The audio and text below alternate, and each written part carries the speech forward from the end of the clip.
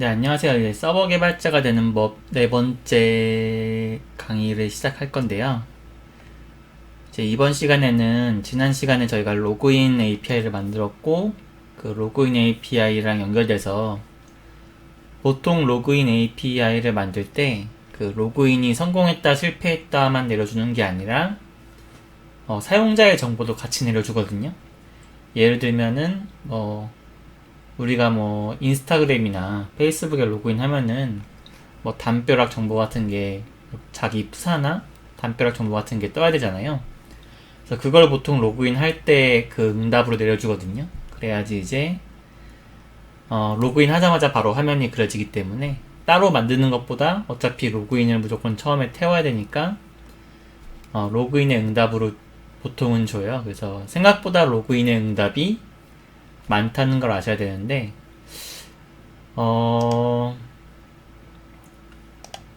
이거는 좀 서버랑 클라이언트 CS 구조를 좀 이해하시면은 괜찮을 것 같은데요. 로그인의 응답으로 주는 게 왜 더 효과적인지 따로 API를 만들어서 하면 되지 않냐라고 생각할 수도 있는데 저희 아마 전공이신 분들은 컴퓨터 네트워크나 데이터 통신이라는 과목을 배우셨을 거예요. 이제 거기서 OSI 7계층 해서 네트워크 계층, 데이터 통신 계층 이런 걸 배우셨을 텐데 보통 이제 클라이언트가 있고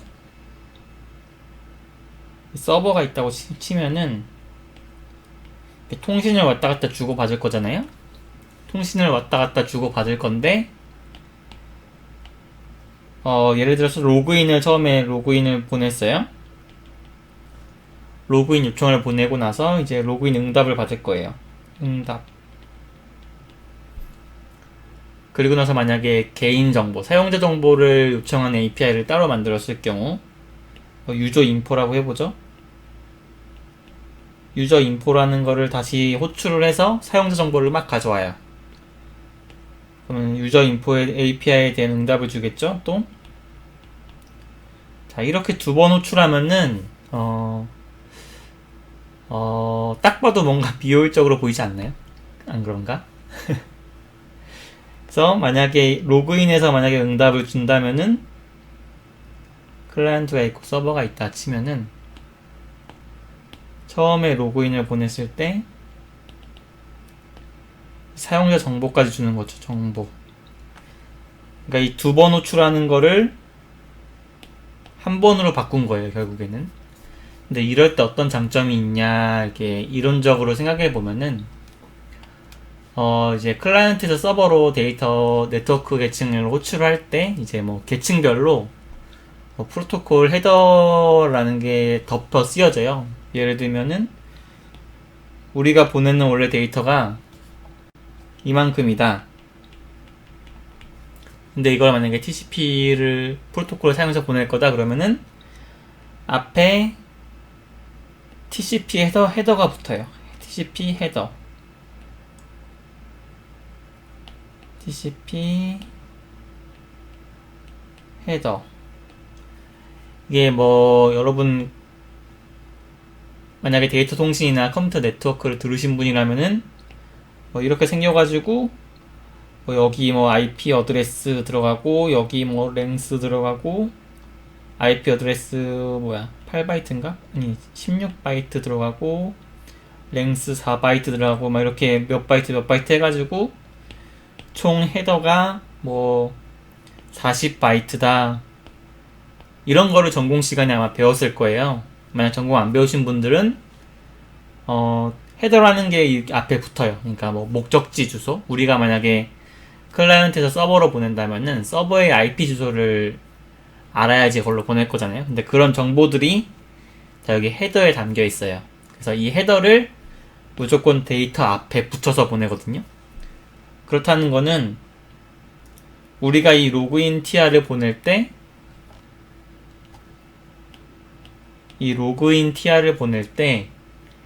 우리가 그 보내는 데이터 외에 앞에 헤더가 더 붙는 거예요. 즉 우리가 보내는 데이터가 만약에 80바이트라면은 헤더가 만약에 40바이트라면은 우리가 한 번 보낼 때 80바이트를 보내는 게 아니라 플러스 헤더 40 해가지고 120바이트를 보내게 돼요. 근데 만약에 두 번을 보낸다. 그러면 이 40을 두 번 보내니까 결국 우리는 헤더라는 데이터를 40, 40 해서 80을 보내게 돼요. 이 첫 번째 경우에서는 80바이트를 보내게 되고, 만약에 한 방으로 퉁친다? 그러면 헤더가 40바이트밖에 안 되기 때문에 데이터가 줄어드는 거죠. 두 번 보내면 80바이트인데 한 번 보내면 40으로 처리할 수 있으니까. 그렇기 때문에 데이터가 조금 들어요. 요즘에 모바일 서비스를 많이 하는데 데이터가 많이 들면은 사용자 데이터 요금이 많이 나르기 때문에 그걸 되게 중요시 하거든요. 물론 요즘에 무제한을 많이 쓰시고 와이파이 환경이 많이 발달돼 있지만 그럼에도 불구하고 모든 경우의 수를 고려해야 되기 때문에 데이터를 줄이는 게 무조건 좋기 때문에 한 방에 보내는 게 좋고요. 두 번째로는 이 클라이언트랑 서버 사이 데이터가 왔다 갔다 하는 시간이 걸리거든요. 데이터 뭐라고 해야지? 데이터 트래블 시간이라고 해야 되나? TTL이라고 해야 되나? 아무튼 그런 데이터의 전송 시간이 있어요. 근데 만약에 두 번을 보내게 되면은 한 번 가는데 1초라고 치었을 때 1, 오는데 1, 가는데 1, 오는데 1 해서 그 화면에 로그인이 완료되고 사용자 정보를 뜨기까지 4초가 걸리는 거예요. 근데 만약에 한 번에 보내게 된다. 그러면은 2초밖에 안 걸리겠죠? 그래서 데이터적인 측면이나 속도적인 측면에서 둘 다 한 번에 보내는 게 이득이기 때문에 최대한 한 번에 보낼 수 있는 데이터는 한 번에 보내는 게 좋아요. 근데 한 번에 보내는 게 무조건 좋은 건 아니고요. 왜냐하면은 한 번에 보내는 게 좋으면은 앱 처음 시작할 때, 서비스 시작할 때 데이터를 한꺼번에 다 가져오면은 이득일 수도 있잖아요. 이득이라고 생각할 수도 있잖아요. 근데 그건 아니고 만약에 여러 군데에서 나눠서 많이 쓰이는 데이터다. 그러면은 처음에 로그인 화면에서도 쓰이고 뭐 A라는 화면에서도 쓰이고 B라는 화면에서도 쓰인다면은 따로 만들어놔서 A에서도 한 번 호출하고 B에서도 한 번 호출하고 C에서도 한 번 호출하는 게 더 효과적이겠죠? 이게 무슨 말이냐면은 이렇게 한 방에 뭉탱이로 만들어 놓으면은 만약에 데이터가 변했어요. 우리가 로그인을 해서 담벼락이 있는데 그걸 한 번에 다 가져와. 그러면 한 번에 다 가져오니까 이득이네 했는데 우리가 만약에 새로 고침을 하고 싶어요. 새로운 거를 데이터를 보기 위해서 새로 고침할 때도 지금 만들어 놓은 게 이 하나 덩어리밖에 없으니까 또 전체를 호출하겠죠? 이렇게 되면은 왔다 갔다 하는 시간은 줄어들 수도 있고 헤더는 줄어들 수도 있어요. 근데 실제로 이 데이터 영역 이 헤더는 한 번 보내서 총 헤더는 줄어드는데 이 데이터가 막 엄청 길어질 거잖아요. 왜냐하면 한 번에 많은 정보를 주기 위해서 여기다 다 쑤셔 박아야 되니까 데이터가 커지죠. 그렇게 되면은 빈번히 호출되는 건 오히려 데이터가 많이 한 번에 호출되기 때문에 비효율적이에요. 그러니까 최대한 한 번의 호출로 끝날 수 있는 거는 모으면 좋긴 한데 대신 자주 변하는 데이터, 자주 호출하는 데이터는 작게 쪼개놔야지 나중에 변경된 데이터를 받을 때 조금만 받을 수 있어요. 뭐 그렇기 때문에 뭐 처음에 로그인했을 때는 다 가져오고 나중에 변경분만 따로 내려주는 API를 만든다던가 뭐 여러 가지 방법을 써서 데이터량과 속도를 최적화시키는 작업이 중요하겠죠. 그거 역시 서버 개발자가 주로 이제 리딩을 하고 클라이언트 개발자나 PM이랑 같이 얘기를 하게 돼요. 아무튼 이제 보통 로그인 서비스에서는 API에서는 응답으로 사용자 정보를 줘요. 그래서 우리도 로그인을 했을 때 이제 사용자 정보를 주게 만들 건데 우리가 지난 시간에는 로그인 테이블에 그냥 아이디랑 패스워드밖에 안 만들었어요. 간단하게. 왜냐면 그냥 로그인만 테스트하려고. 근데 이제 저희가 여기다가 뭐 간단한 사용자 정보를 추가해 볼게요. 일단 모델에다가 지금 우리가 만들었던 거는 아이디랑 패스워드밖에 없는데 여기에다가 몇 개를 더 추가해 보겠습니다. 뭘 추가하냐면은 뭐 나이랑 성별, 전화번호 뭐 이런 것들. 그래서 미리 블로그에 만들어 놓은 소스를 붓해가지고 뭐 생일, 성별, 이메일, 네임, 에이지 뭐 이 정도만 추가를 할게요. 이제 필드를 추가했으니까 마이그레이트를 꼭 하셔야 돼요. python manage.py make migrations. 아 맞다. 그 전에 제가 이제 기세에다가 브런치별로 강의별로 브런치를 나눠놨기 때문에 강의를 새로 시작할 때 브런치를 다운받으시면 돼요. 그 GitHub 제가 보내준 링크에 블로그에 써있는 링크에 가시면은 이제 이 서버 언더바 div라는 제 GitHub이 있는데 여기 상단에 보시면 브런치를 선택하는 게 있어요. 그래서 눌러보시면은 뭐 서버 개발자 언더바 3, 언더바 4가 있는데 지금 이 강의는 서버 개발자 언더바 4잖아요. 그래서 서버 개발자 언더바 4를 브런치를 들어가시면은 이제 이 강의에 있는 적용해냈던 소스가 이미 다 적용되어 있는 브런치예요. 그래서 이거를 다운받으시면은 제가 지금 치고 있는 코드가 이미 다 적혀있는 소스를 받으실 수 있고요. 만약에 하신다면은 이제 이전 강의, 그러니까 서버 개발자 언더바 3이었던 거를 브런치를 들어가서 다운받으시면은 이제 서버 개발자 언더바 3부터 시작할 수가 있어요.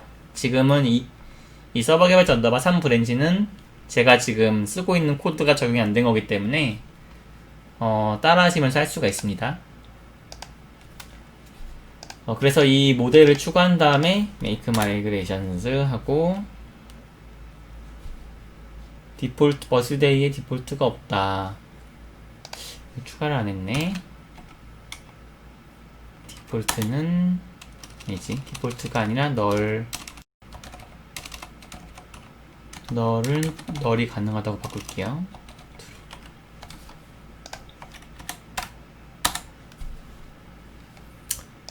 글도 수정해 놔야 되겠네요. 나중에 하고 나중에 하면 까먹을 것 같으니까 블로그에도 널은 true.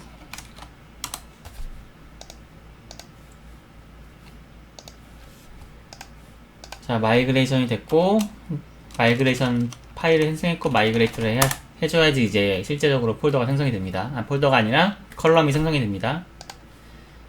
다시 가서 db를 보시면은 이 값들이 추가가 돼 있죠. 제가 디폴트로 다 넣어놓은 값들이 있어서 디폴트가 폴스로 되는 것도 안 바꿔놨네. 제가 이 디폴트를 폴스로 해놨더니 실제 db에도 폴스로 들어가요. 사실 원하는 거는 폴스가 아니라 이 공백을 원한 건데 넣어놓고 그냥 널2를 할게요. 널2를 하면 자동으로 공백으로 들어가니까 다시 마이그레이션스 한 다음에 마이그레이트.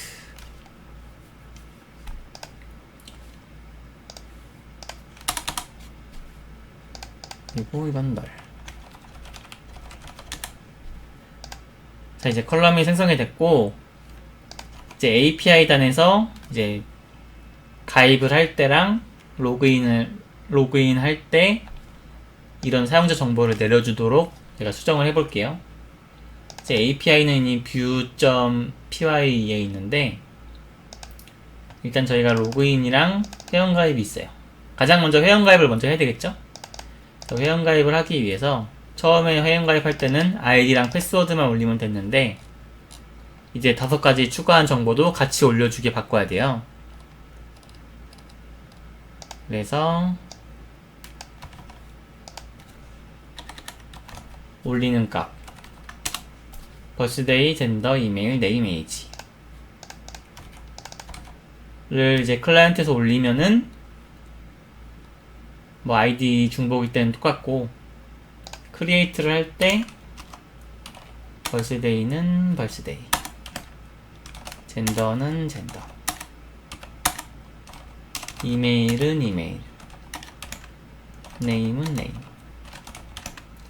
에이지는 에이지 이런 식으로 크리에이트를 한 다음에 실제로 내려줄 때도 뭐 회원가입에서 사용자 정보를 내려주지 않아도 되긴 하지만 뭐 여기도 그냥 내려줘 볼게요. 이걸 그대로 써.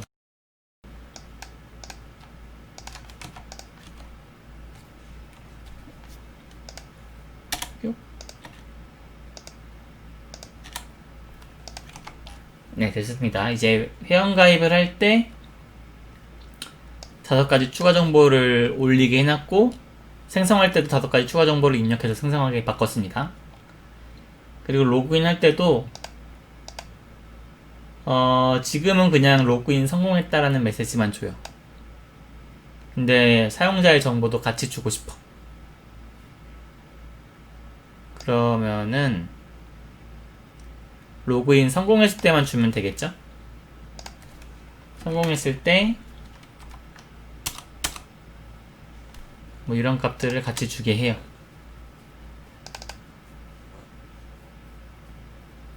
여기 유저라는 게 이미 이제 사용자가 클라이언트가 올린 아이디랑 DB에 있는 아이디랑 비교를 해서 그 사용자를 찾은 다음에 패스워드를 비교했을 때 패스워드가 맞으면은 로그인 성공이잖아요.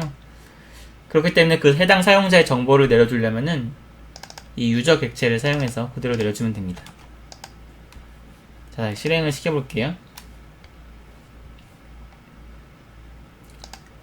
그래서 인썸니아 툴을 사용해서 회원가입을 할 때 아이디 사이다 1112 하고 패스워드 만들고 생일 그 다음에 성별, 이메일, 에이지, 이름 이 5가지가 추가됐죠? 그래서 올려볼게요. 올리면은 성공했고 뭐 그 정보를 그대로 내려줘요. 대신 패스워드는 암호화되어서 내려오죠. 그래서 잘 내려온 것 같고 DB를 보면은 역시나 추가가 됐습니다. 사이다 11112 추가됐죠? 로그인을 한번 해볼게요. 사이다 11112이고 뭐 비밀번호는 패스워드 12 똑같으니까 로그인을 태우면은 이제 예전에는 그냥 로그인 성공이라는 메시지만 왔는데 지금은 이제 사용자 아이디랑 생년월일, 성별, 이메일, 네임, 에이지 같이 오죠. 이렇게 되면 이제 클라이언트에서 로그인을 하자마자 이제 사용자 정보를 바로 보여줄 수가 있어요. 뭐 인스타 같은 경우는 여기에 가장 상단에 뜨는 담벼락 피드를 내려줄 수도 있고 뭐 자기 개인 프사를 내려줄 수도 있고 여기에 추가 정보를 줄 수 있죠. 더 복잡한 서비스 같은 경우에는 여기 응답 값으로 막 엄청나게 줘요. 거의 한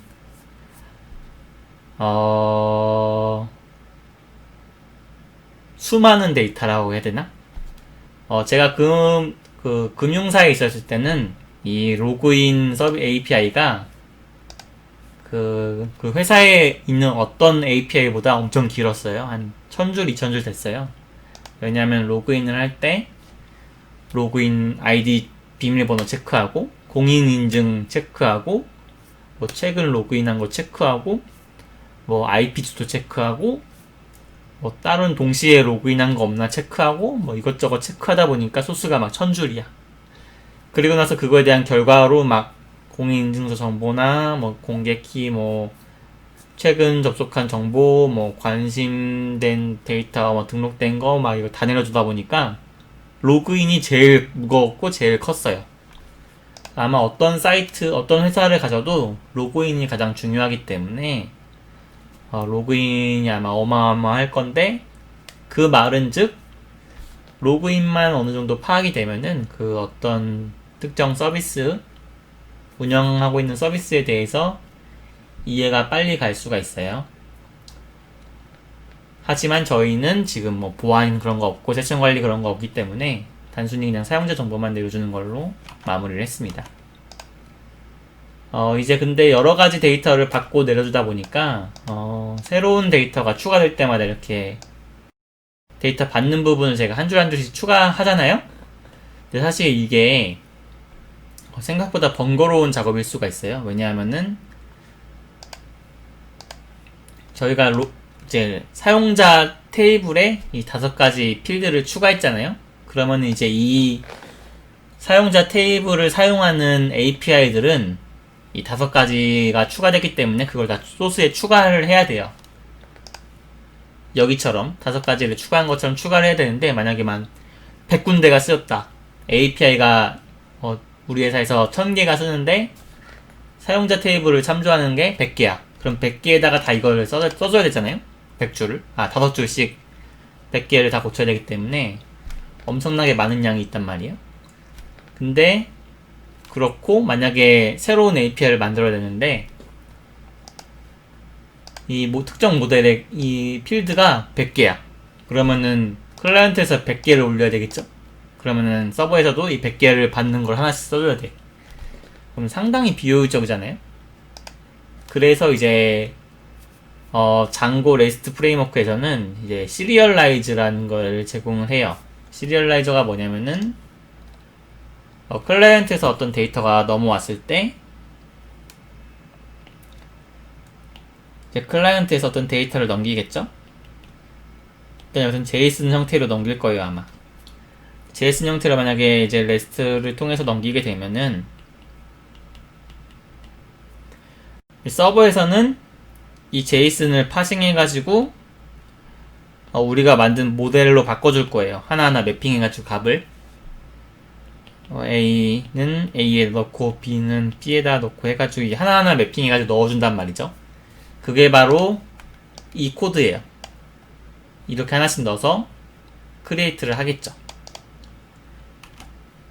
근데 만약에 시리얼라이저라는 거를 쓰면은 이 JSON 파싱하는 부분을 알아서 처리하게, 모델에 알맞게 알아서 처리하게 바꿔줘요. 그리고 우리가 그 모델에서 값을 JSON으로 바꿔서 클라이언트에 줄 때도 이렇게 하나하나 저희가 값을 매핑해서 줬단 말이에요. 근데 만약에 시리얼라이저를 쓰게 되면은 이 모델 데이터에서 바로 JSON으로 컨버팅을 해주는 역할을 이 시리얼라이저가 하게 됩니다. 시리얼라이저는 뭐 한국말로 하면은 직렬화라고 하는데, 뭐 이렇게 JSON 이렇게 키밸류 돼 있는 거를 모델에 쓰는 데이터로 바꿔주니까, 옛날에는 뭐 그 전문 방식의 스트링 방식으로 했기 때문에 이 직렬화라고 한다면 이렇게 일렬로 쫙 데이터를 만들어주는 거거든요. 그러니까 키밸류 형태의 JSON 데이터, 이게 세로로 쭉 돼 있는 거를 한 방의 모델 형태로 가로로 만들어준다, 뭐 이런 형태로 이해하시면 돼요.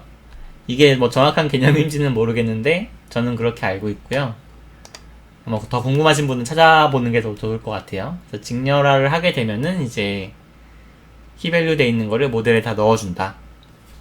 그래서 어떻게 하냐면은, 일단 그 장고 레스트 프레임워크 공식 홈페이지에 가보신 분은 튜토리얼이 잘 돼 있기 때문에 해보셨을 건데, 일단 시리얼라이저라는 스펠링 또 까먹었어. 시리얼라이즈. 파이썬 파일을 만든 다음에 이제 여기에 직렬화 기능을 넣는 거예요. 그래서 소스는 제가 이미 만든 소스를 복붙 할게요. 복붙을 하게 되면 항상 이렇게 되는구만. 그럼 자동 그게 안 되나?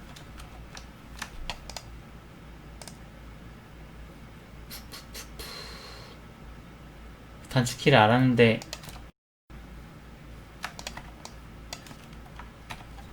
뭐였지? 허허.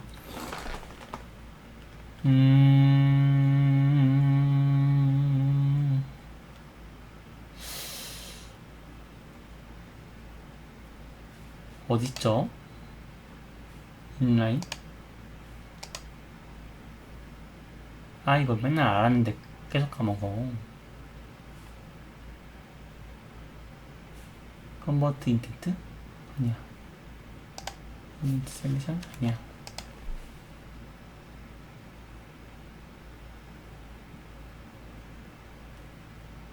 아, 이거 진짜 맨날 까먹어서 맥에서는 L이었던 것 같은데.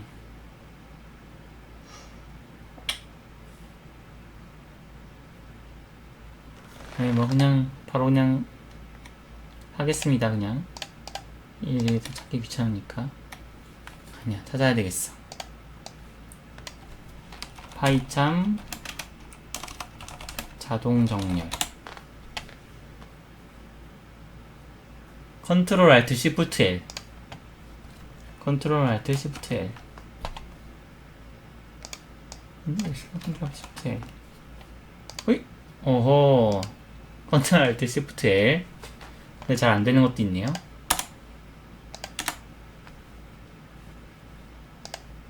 이거는 그때 있어야 될 것 같은데. 오케이. 컨트롤 알트 시프트 L. 뭐야 이거. 이건 또 왜 화면이 이렇게 커졌어?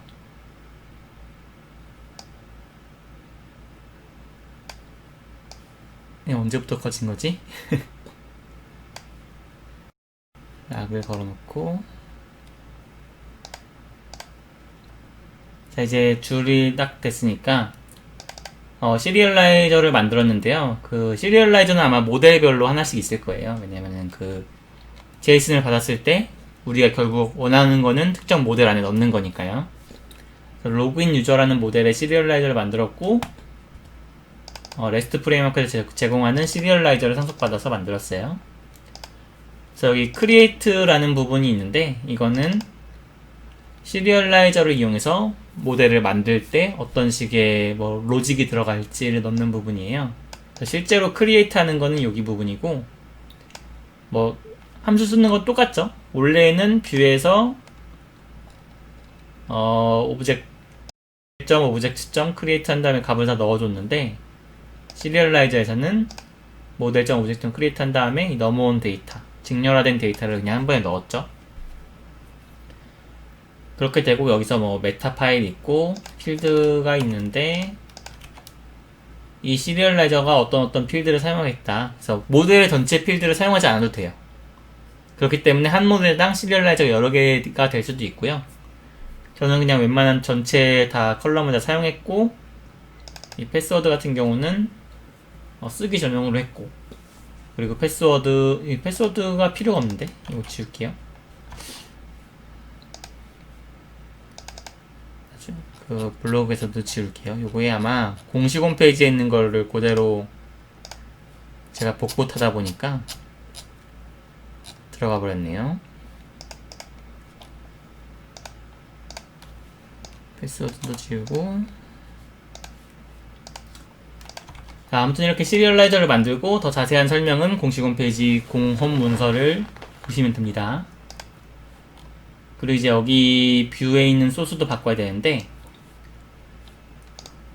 어떻게 바꾸냐면은 일단 입력되는 값이 필요가 없어요. 입력되는 필드가 필요가 없어. 왜냐면 한 번에 시리얼라이저로 받을 거기 때문에. 일단 우리가 만든 시리얼라이저를 선언을 해야 돼요. 시리얼라이저는 from 시리얼라이저에서 import login user 시리얼라이저. 시리얼라이저는 처음 선언할 때 그 데이터를 한 방에 다 밀어 넣으면 되거든요. 데이터가 리퀘스트로 넘어오기 때문에 리퀘스트에 데이터를 하면은 클라이언트에서 올라오는 이만큼의 데이터가 한 방에 이 로그인 시리얼라이저에 들어가게 되고, 이 validate 데이터라는 그 직렬화된 데이터 안에 이 값들이 다 들어가 있는 거예요.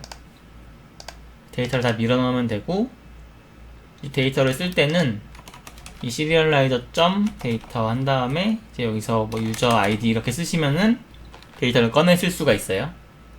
암호화 같은 경우에도 우리가 이 시리얼라이저에서 다 만들어놨기 때문에 필요 없고, 대신 이미 존재하는 아이디인지 아닌지는 뭐 여기서 판단해도 되고, 뭐 시리얼라이저에서 판단해도 되는데, 저는 여기서 판단을 할게요.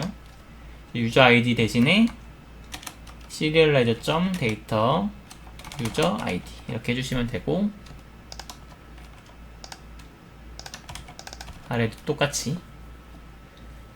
그리고 이제 이 아랫부분 create가 필요가 없죠. 왜냐하면 시리얼라이저에 들어갈 때 다 만들어지니까. 그리고 이렇게 하나씩 매핑한 것도 필요가 없어요.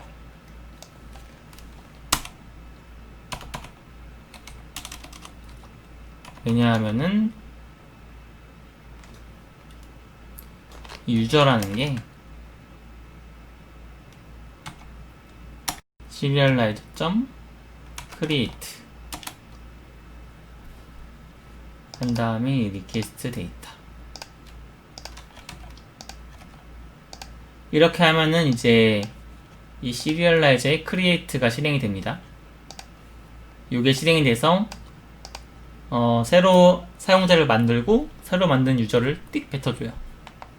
그래서 이게 create 부분, 아까 create 제가 지운 거가 대체하는 거고, 내려줄 때도 그 전체 데이터를 내려주고 있었잖아요. 그래서 이 데이터는 어떻게 만드냐, 똑같이 시리얼라이저 한 다음에 이게 아니구만,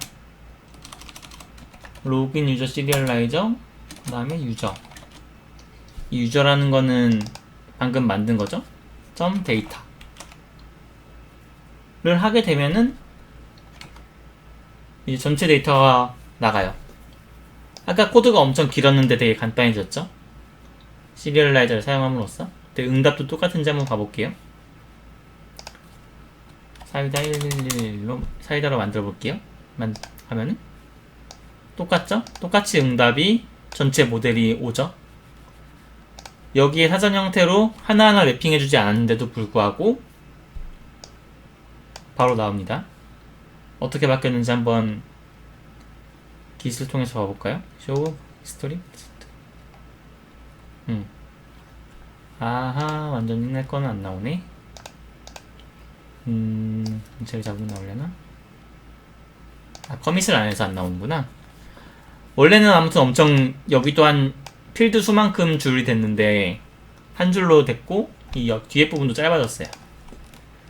그럼 시리얼라이저를 쓰면 이렇게 간단해지고, 만약에 전부 다 시리얼라이저를 쓰고 있었는데 컬럼이 추가됐다, 모델에 컬럼 필드가 추가돼서 컬럼이 추가됐다, 그럼 우리는 여기 시리얼라이저 쪽만 바꿔주면 돼요. 추가 필드 이런 식으로 해주면은 만약에 100개의 API가 이걸 쓰고 있어도 하나만 고치면은 다 바뀌겠죠, 100개가. 그래서 관리도 편해지고 사용성도 편해지고 생산성도 편해지고, 이런 식으로 하면은 일일이 코드 막 필드가 100개 있을 때 100개도 안 쳐도 되겠죠. 그렇기 때문에 생산성을 되게 높이는 걸로 시리얼라이저를 사용자들이 쓰는 걸 권장을 하는데, 꼭 시리얼라이저를 써야 좋은 건 아니에요.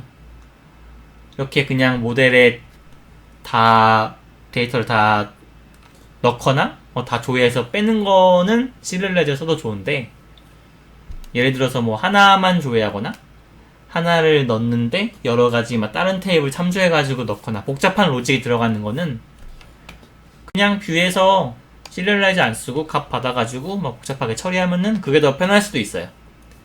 하지만 뭐 간단한 API를 만들 때는 시리얼라이저 쓰는 게 확실히 좋긴 합니다. 이거는 사람이, 개발자분이 판단을 해서 지금 이 우리 서비스에서는 시리얼라이저를 쓰는 게 좋다, 그럼 쓰시면 되고, 꼭 정답이 아니라는 것만 알고 있으시면 돼요. 이렇게 로그인 API를 만들어 봤고요. 이 시리얼라이저를 이제 로그인에도 적용하셔도 돼요. 저는 패스를 하고, 여러분이 하고 싶으시면은 한번 해보세요.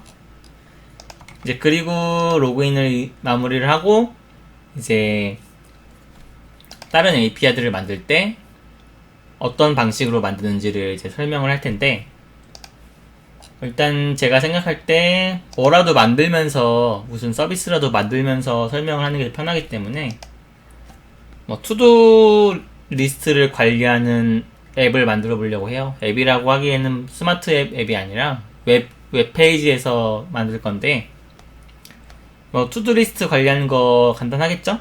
일단 우리가 제일 먼저 기획을 해보자면은 뭐 사용자가 뭐 내일까지 우유 사기 이런 식으로 투두리스트를 만드는 거예요.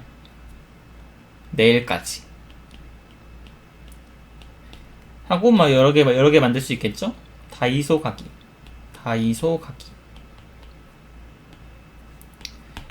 이런 식으로 리스트를 만들고 뭐 완료를 하면 여기 체크가 되고 이런 식의 서비스를 만든다고 가정을 했을 때 과연 서버 개발자는 뭘 해야 될까요? 처음에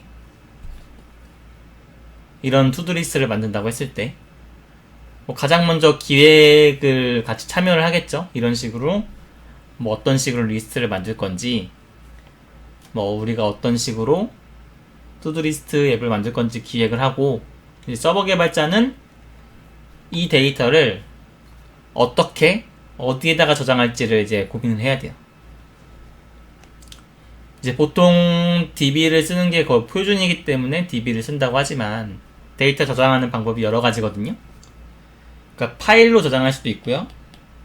파일 형태로 저장할 수도 있고 파일로 저장하고 파일을 읽어서 수정하고 이런 식으로 할 수도 있고요. 쌈 파일이라는 게 있어요. 그래서 시리얼라이즈 어쩌고였는데 뭐 기억이 안 나네. 쌈 파일이라는 게 있어가지고 뭐 DB랑 비슷한 형태인데 뭐 이게 S가 시퀀셜이었다. 시퀀셜 어쩌고저쩌고 데이터인데 쌈 파일로 저장하게 되면 이렇게 데이터를 찾을 때, 이 파일을 찾을 때 순차적으로 막 데이터를 찾을 수가 있어요. 그래서 DB 시간에 잠깐 배운 기억이 있는데, 뭐, 쌈 파일이라고 이거를 아직도 쓰는 기업이 있기 때문에 이런 것도 있다라고 알아두시면 되고, 보통 메모리를 쓰는 경우도 있어요.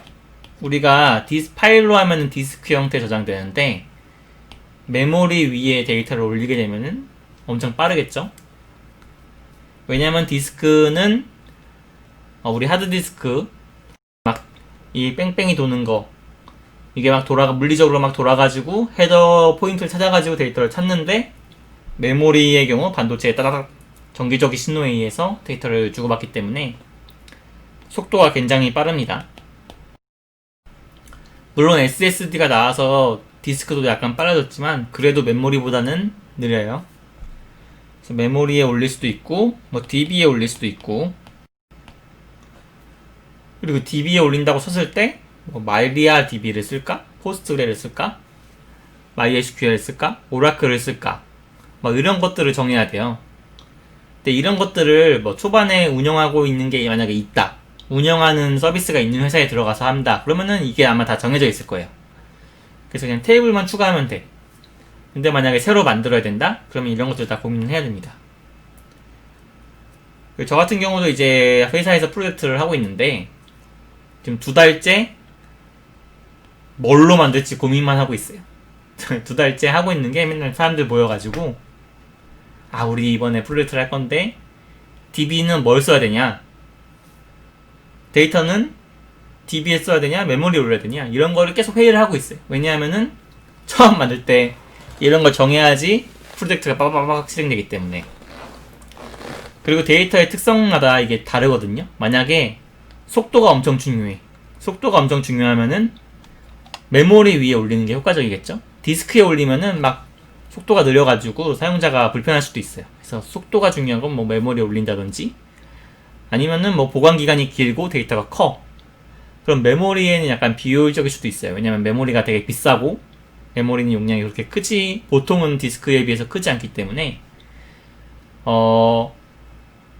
상당히 빈번히 조회하지 않는 데이터 가끔 조회하는 데이터면서 데이터가 큰 거는 디스크에 올리는 게 낫겠죠? 디스크 DB에. 그래서 이런 걸 정해야 되는데 만약에 여러분이 회사에 가시면은 서버 개발자가 이런 것들 다 정해서 어떤 데이터 저장소가 어떤 특징을 갖고 있고 어떤 서비스에 더 특화되어 있는지 이런 것들을 다 머릿속에 가지고 있으셔야지 이 서버 개발자 좀 잘한다 이런 인식을 줄 수 있어요. 근데 만약에 대기업에 가시면 이런 거를 하시는 뭐 인프라 작업을 하시는 분이 따로 있을 거예요. DB도 DBA 분들이나 뭐 DB 인프라를 관리하는 그런 전문가 분들이 있을 텐데 만약에 여러분이 스타트업에 간다면은 이거 다 하셔야 됩니다. 그리고 알면은 좋기 때문에 공부를 따로 하시면 좋아요. 그래서 우리는 어차피 MySQL을 할 거고 디스크에 올릴 거기 때문에 뭐 그렇게 크리티컬한 서비스를 만드는 게 아니라 그냥 내부적으로 하는 거잖아요. 공부하는 거니까 그냥 디스크에 MySQL에 올린다고 가정을 할게요. 그러면 그 다음에 뭘 정해야 되냐? 우리가 이런 투두 리스트를 만들 건데 테이블은 그럼 어떻게 만들지? 그래서 우리가 테이블을 만들 때 컬럼을 만들 거잖아요. 그럼 뭐가 있어야 될까요? 일단 우리 투두 리스트가 사용자 아이디별로 있겠죠? 그래서 사용자 아이디는 무조건 들어갈 거고 사용자 아이디 그리고 투두 리스트에 뭐 이름이 있을 거잖아요. 편의점 가기 이런 거 타이틀이라고 해야 되나? 네임이 있을 거고 그 다음에 뭐 만든 날짜가 있을 거고 시작일 그리고 마감 날짜가 있을 거고요. 마감 날짜, 마감일 그리고 그 완료한 날짜도 있겠죠? 완료일 그리고 이 투두 리스트가 뭐 완료된 건지 아니면 진행 중인 건지 아니면은 이제 막 만든 건지 뭐 상태 대충 이런 필드들이 필요하겠죠? 그래서 이런 필드들을 사전에 만든 다음에 이 테이블을 만들 생각을 하는 거예요. 테이블 뭐 실질적으로는 장고에서는 모델이겠죠? 장고뿐만 아니라 이제 모든 ORM 기반의 뭐 스프링이나 뭐 레일즈 같은 것도 이런 모델을 미리 만들고 이제 마이그레이션을 할 거잖아요. 그래서 이 모델을 사전에 정의해 두고 이런 서비스를 하는데 뭐 이 테이블만 있으면 되겠다라고 생각을 하고 모델을 만들기 시작하는 거죠. 자, 일단 새로운 투두를 만들 거기 때문에 python manage.py에서 start app 투두를 해서 투두를 만들게요. 뭐라는 거야? 이미 있다고? 제가 옛날에 이미 만들어 놓은 게 여기 있네.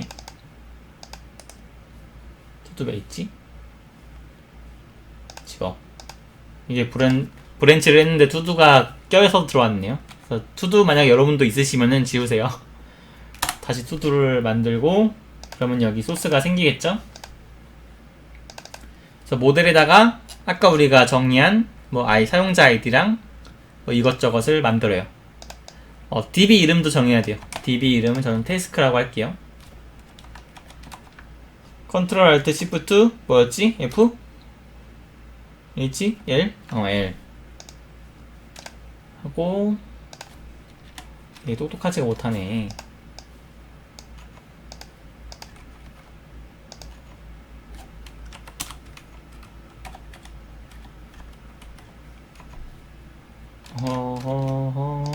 됐다.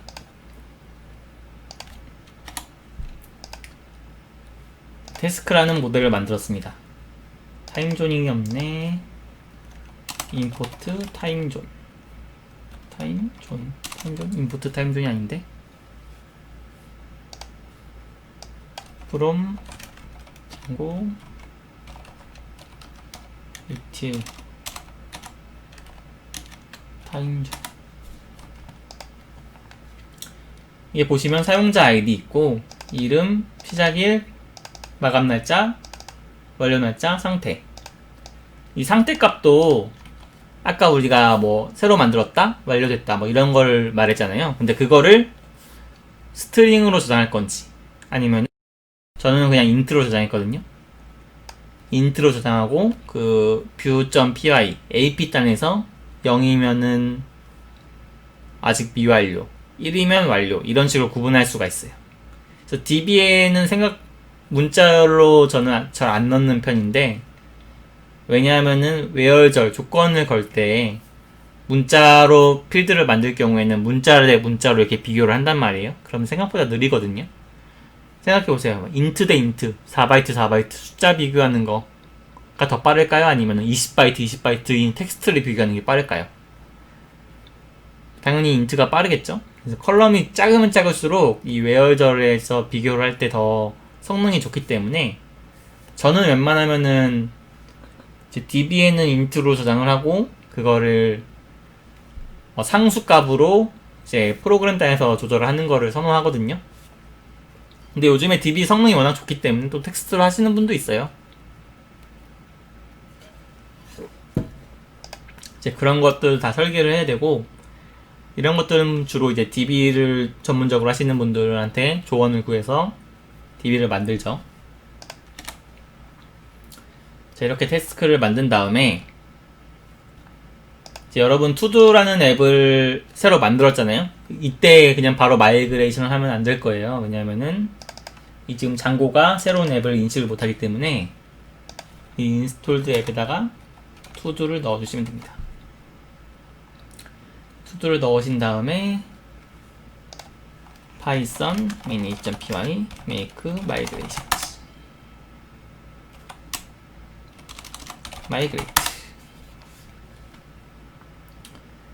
마이그레이트 하고 나서 DB가 생성이 됐는지 새로 고침 한번 해주시고요. 태스크. 어이? 왜 안 나와? 응? 응?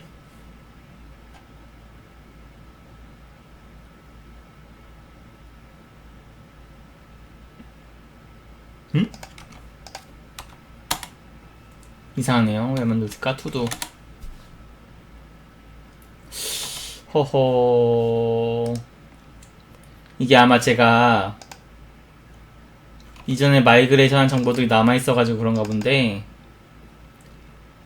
태스크 테이블을 안 만드네요.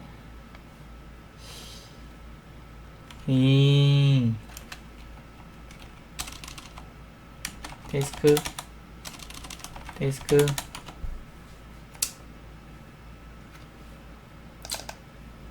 제가 이전에 한번 해가지고 안 만드는데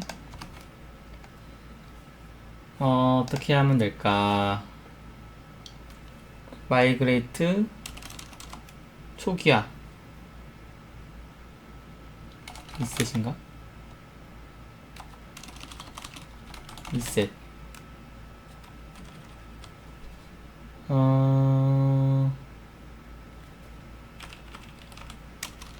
마이그레이트 뭐라고 해야 되지? 쇼 마이그레이트인가? 쇼 마이그레이션스 보면은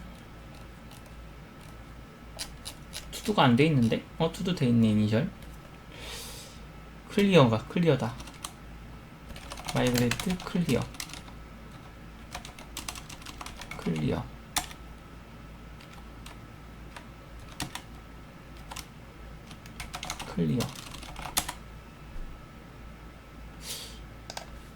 검색을 해야 됩니다.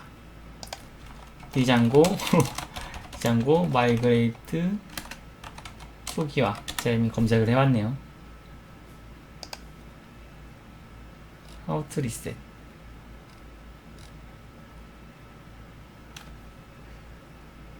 페이크를 넣으면 되는구나. 코어 제로 페이크 투두 제로. 그러면 다시 python many.py show migrations many.py show 이런 걸로 시간을 끄면 안 되는데, 그럼 여기 마이그레이션 안 된 걸로 나오죠? 그럼 다시 마이그레이트를 때려 볼게요. 오, 됐죠?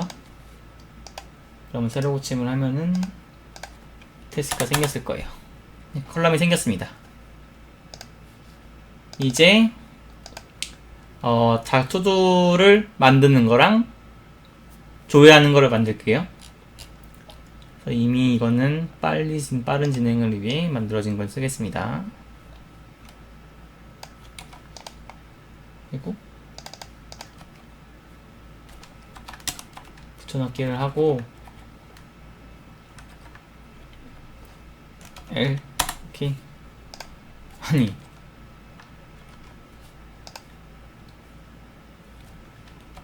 뭐 제대로 되는 게 없네. 크리에이트 이것 때문에 그렇구나.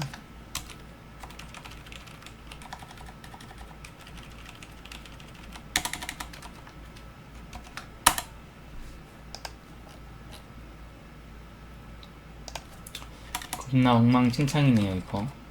파이참 기능이 안 좋은 건지.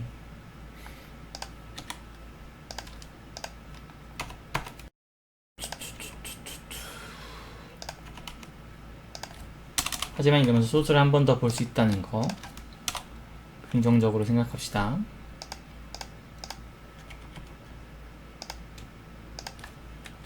이렇게 하고 이건 왜 이러야?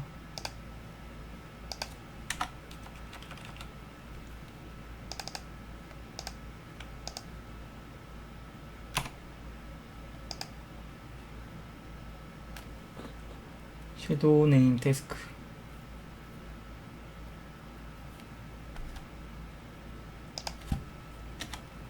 일단 쌈 무시하고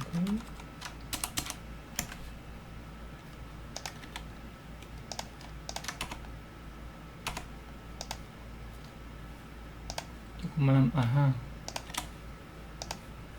아하 됐네요. 제 태스크 크리에이트랑 태스크 셀렉트를 만들었어요. 그래서 태스크 셀렉트는 조회하는 거고 태스크 크리에이트는 만드는 거겠죠.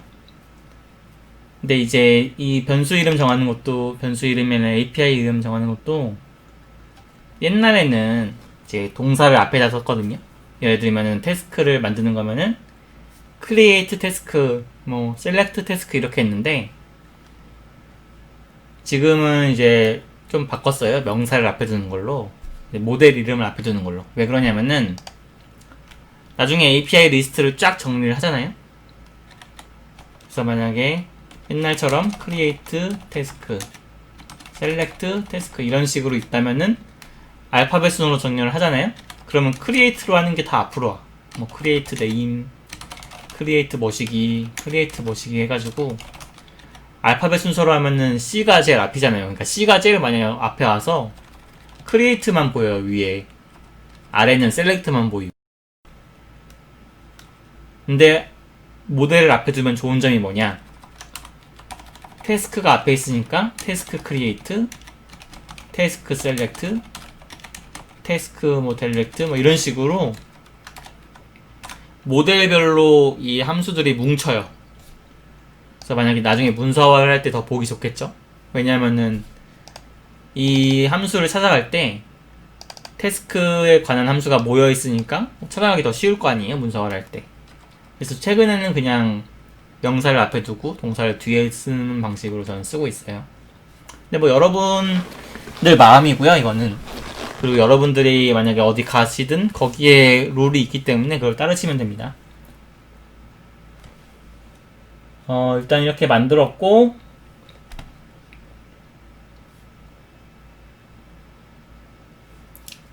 추가로 URL즈를 만들어줘야 돼요. URL즈를 파일을 따로 만들어줘서 이제 어떤 함수를 호출했을 때, 어떤 URL을 호출했을 때 어디로 가는지. 아, 이거 복사 붙여넣기 진짜 불편하네요.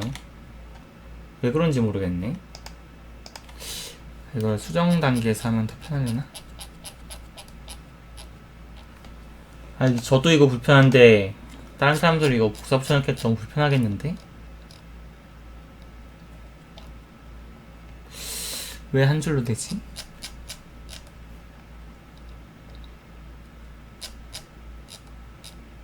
나만 그런가?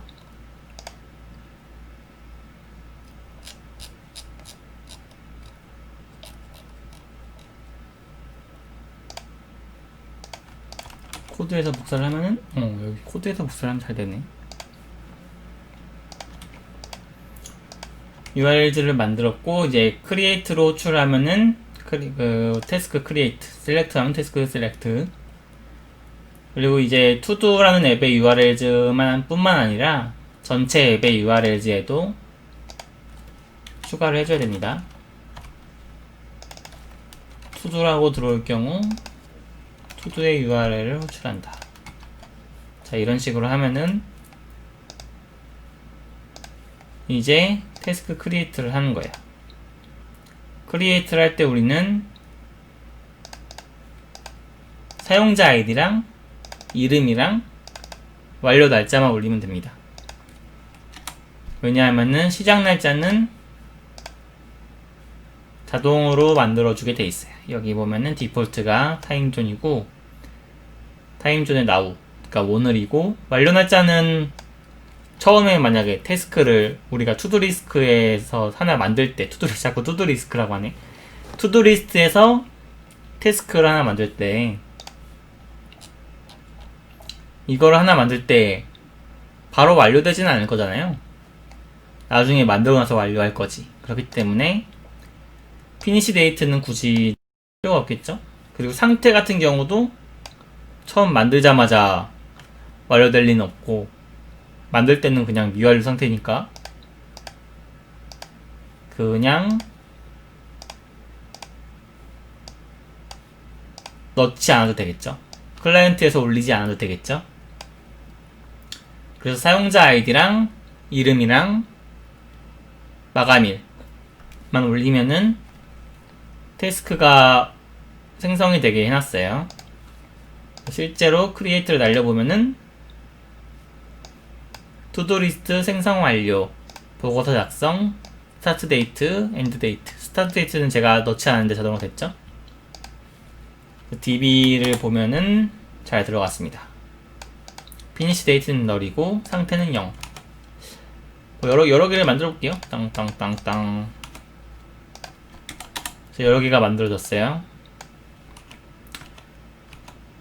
이거 뭐 똑같은 이름으로 해서 중복 허용이 되냐 안 되냐를 생각할 수도 있는데, 생각해 보면은 여러분 똑같은 투두리스트를 만들 수도 있잖아요. 우유 사기가 여러 개일 수도 있잖아. 내가 완료를 여러 번 해가지고 내가 저번 주에도 우유를 사기 했는데 오늘도 우유를 사고 싶으니까 중복이 될 수 있기 때문에 이게 유니크가 아닙니다. 네임이. 그런 것들도 고려를 하셔야 되고, 셀렉트 같은 경우는 사용자 아이디를 올리면은 이제 리스트를 조회하게 만들었어요. 리스트 같은 경우는 사용자 아이디로 필터를 걸어서, 모델 필터를 걸어서 전체를 가져온 다음에 이제 리스트로 만들어서 내려주는 거예요. 조회를 하면은, 자, 이 마이체12W라는 아이디로 했는데, 조회를 날리면 이렇게 여러 개, 제가 5개를 만들었네요. 5개를 가져오도록 돼 있습니다. 리스트 형태로. 자, 이렇게 만들었는데 이제 조회랑 생성하는 걸 만들었어요. 근데 이제 실제로 앱에서 어떻게 돌아가는지 보려면은 화면을 만들어야 되잖아요. 우리가 처음에 웹 앱을 만든다고 했으니까 이제 화면을 만들어야 되겠죠. 저는 이제 프론트 엔드 하는 걸 되게 안 좋아하는데, 왜냐면 너무 어려워요. 디버그도 잘 안 되고. 근데 뭐 어둡지 않은 실력으로 만들어 보겠습니다. 일단 그 장고에서도 그 프론트를 하기 위해서 템플릿이라는 그 프레임워크를 제공하는데요. 보통 여기 루트 폴더에 템플릿이라는 폴더가 있는데 여기는 없네요. 그래서 만들게요. 딕셔너리 해가지고 템플릿 만든 다음에 여기에 또 폴더를 만들게요. 투두. 이 템플릿 안에 또 투두라는 걸 만든 이유는 이제 여러가지 장고에서 여러가지 앱이 있을 텐데, 그거 모두 만약에 화면이 있을 경우에는 템플릿이라는 폴더에서 관리를 할 거거든요. 그러면 이제 템플릿 안에 여러 개의 앱에 대한 이제 화면들이 있을 건데, 그거를 헷갈리지 않게 앱별로 관리하기 위해서 투두를 만든 거예요. 만약에 여러분이 로그인도 화면이 필요하다면 여기다가 로그인 폴더를 만들어서 따로 관리를 할 거예요.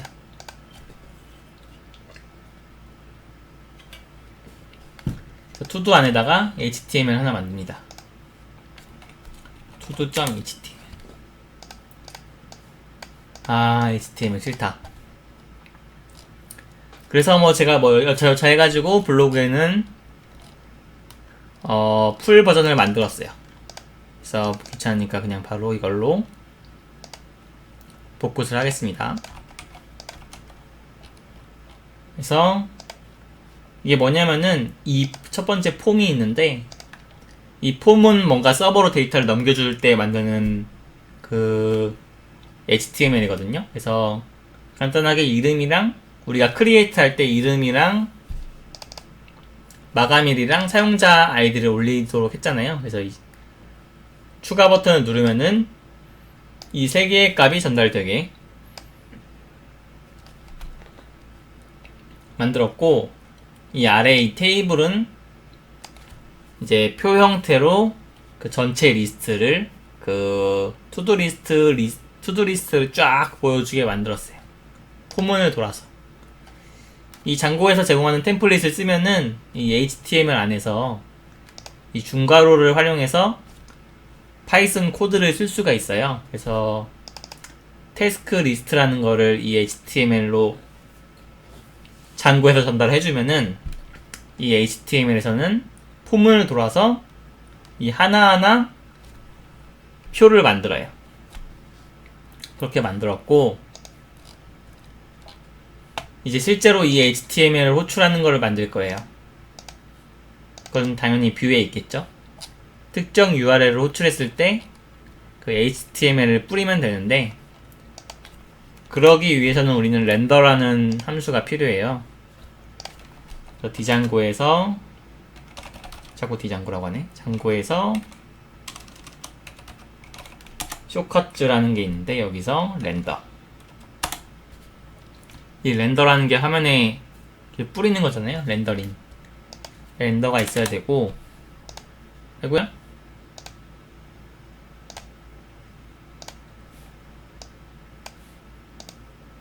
바탕화면 보기 눌렀더니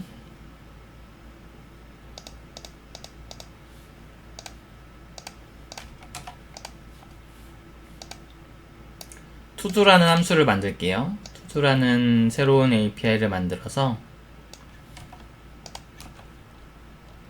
이 투두라는 거는 포스트로 요청을 할 경우에는 크리에이트를 하고 셀렉트를 해요. 셀렉트랑 크리에이트를 동시에 하는 거죠. 왜 그러냐면은 하나 만들고 나서 다시 화면에 보여줘야 되기 때문에, 갱신된 리스트를 보여주기 때문에 이렇게 만들었고요. 대신 다른 점은 리턴이 원래 리스폰이었거든요. 이제 리스폰을 할 경우에는 저희가 JSON 형태로 데이터를 주는데, 그게 아니라 우리는 투두라는 HTML 화면을 주겠다. 대신 이 콘텍스트를 통해서 아까 그 HTML 보면은 이 태스크 리스트를 봤잖아요. 이 태스크 리스트를 이 콘텍스트에 넣어주면은 이 뷰에서 이 HTML로 데이터를 넘겨줄 수가 있어요. 그래서 화면에 뿌려줄 수가 있어요. 그리고 포스트로 호출할 경우 이렇게 생성하는 거고, 만약에 get으로 호출했다. 우리가 실제로 브라우저에서 URL을 치면은 get으로 호출되거든요. 그렇기 때문에 그냥 URL을 칠 경우에는 태스크 리스트를 보여주는 것만, 그러니까 태스크 셀렉트만 실행이 됩니다. 또 여기서 한 가지 특이한 점은, 제가 그 get으로 호출할 때는 아까는 여기 task.object에다 필터를 걸었어요. 필터를 걸어서 그 사용자 아이디에 해당하는 그 투두 리스트만 보여줬는데, 지금 저희는 아직 아이디를 받는 부분을 만들지 않았기 때문에 그냥 전체 사용자에 대한 투두 리스트를 보여주게 돼 있어요. 자, 이렇게 만들었고, 이제 이 투두 AP 뷰에다가 투두 API를 만들었지만 URLs에다가 이 매핑을 시켜줘야겠죠? 어떻게 매핑을 시키냐면은, 그냥 투두로 들어왔을 때, 그냥 투두로 들어올 경우에는 투두를 하겠다. 투두를 실행시키겠다. 투두. 여기다 아무도 안 쓰면은 저희가 메인 URL지에서는 이제 투두라는 걸로 URL 홈 경로 슬러시 투두로 들어오면은 이 투두 URL즈에 있는 걸 참고하잖아요. 투두 URL즈에다가 여기 아무것도 안 쓰면은 그냥 투두로 들어올 경우에는 이 URL을 이 투도라는 걸 실행한다는 거예요. 그러니까 즉 실행이 됐겠죠. 로컬 호스트에다가 그냥 투도 이렇게 쓰면은 이게 실행이 되는 거죠. 투도가 보면은 이렇게 간단하게 포맷이 만들어졌어요. name and data user id 추가, 그리고 우리가 그 DB에 저장되어 있는 5개의 태스크, 아주 뭐 발로 만든 화면이죠. 발로 만들어도 이것보다 이쁘게 만들 수 있을 것 같기도 한데 아무튼 이제 여기에다가 새로 만들어 볼게요. 이거 엔드데이트에다가 데이트 형식으로 꼭 넣어주셔야 돼요. 그리고 아이디는 아이죠. 추가를 하게 되면은 자 새로 추가됐죠, 하나가. 그리고 아마 장고에서는 포스트로 호출이 됐을 거예요. 처음에는 get으로 호출됐는데 두 번째는 포스트. 왜냐면은 두 번째 포스트는 우리가 추가 버튼을 눌렀을 때 실행이 되는 거니까. 그래서 HTML에 보면은 여기 폼의 액션에 투두를 호출하는데 포스트로 호출하겠다라고 써있어요. 그럼 포스트로 호출을 하는 거예요. 제가 말을 너무 빨리 하려고 하다 보니까 발음이 너무 안 좋은 것 같은데 양해 부탁드리겠습니다. 이렇게 추가를 하게 되면은 뭐 웹에서 태스크, 엔드데이트, 유저 아이디 추가를 하면 이렇게 새로 추가가 됩니다. 이렇게 뭐 대충 투두리스트 추가하는 거 완성이 됐어요. 이 뒤에 빵인 게 스테이트고, 이게 완료일이고, 이게 시작일이고, 이게 이름. 뭐 이런 식으로 대충 화면까지 만들었는데 시간이 벌써 1시간을 넘었네요. 이런 식으로 만들었고, 정리를 하자면은 저희가 이번 시간에 투두리스트 앱을 만들기를 해서 처음에 API를 만들 때 뭐부터 생각해야 되는지 생각을 했어요. 데이터를 어디에 저장해야 되고, 어떻게 저장해야 되고, 어떤 데이터, 어떤 필드를 만들어야 되는지 그런 것들 정의해야 되고, 실제로 모델을 만들고, 조회, 생성, 뭐 수정 앞으로 만들겠죠? 그런 서비스, 어떤 서비스를 만들어야 되는지, 그리고 조회를 할 때 하나를 조회해야 되는지 여러 개를 조회해야 되는지, 이런 필요한 서비스들을 이렇게 문서로 정리해 두면은 나중에 개발을 할 때 순차적으로 하나씩 개발을 할 수가 있죠. 그래서 그런 문서화하는 것도 다음에 한번 같이 해보면 좋을 것 같고요. 다음 시간에는 이런 투두리스트 간단한 화면을 만들었기 때문에 이걸 더 발전시켜서 상태값을 바꾼다든지, 아니면 뭐 완료된 거를 지운다든지, 아니면은 수적 이름을 바꾼다든지, 뭐 여러가지 API들을 만들어 보고요. 문서화하는 것도 좀 필요할 것 같아요. 문서화라고 하면은 이제 클라이언트에 어떤 데이터를 올려줘야 되고, 클라이언트 개발자한테 너 이거 데이터 올려줘 라고 문서화를 해서 전달해주면 이제 클라이언트 개발자가 그거대로 올리는 거죠. 그리고 너가 클라이언트 개발자가 그렇게 올리면은 서버에서는 이런 데이터를 줄 거야, 이런 식으로 정리를 하는 거죠. 보통 이런 인썸니아나 포스트맨 같은 이제 API 테스트 할 수 있는 툴에서 문서화 기능을 제공하기도 하고, 여기다가 문서를 적는 사람도 있어요. 여기다가 주석으로 너가 데이터를 이거 올리면 됨, 뭐 이런 식으로 문서화를 해서 공유하시는 회사도 있고요. 뭐 엑셀을 사용하는 회사도 있고요. 여전히 엑셀이 가장 많이 쓰이는 것 같아요, 제 생각에. 그리고 뭐 협업 툴, 요즘 슬랙이나 그런 것들, 지라나 컴플루언스나 이런 것들, 노션 이런 것들 사용하는 데도 있고요. 이제 그런 문서화하고 API를 만들고 실제로 서비스를 만들고 개발을 하다 보면은 뭐 추가되는 게 여러 가지 있겠죠. 이런 것들이 어떻게 진행되는지 다음 시간에 계속 이어서 해보도록 하겠습니다. 그래서 오늘 강의는 여기서 마치도록 하겠고요. 따라 하시느라 고생하셨습니다. 감사합니다.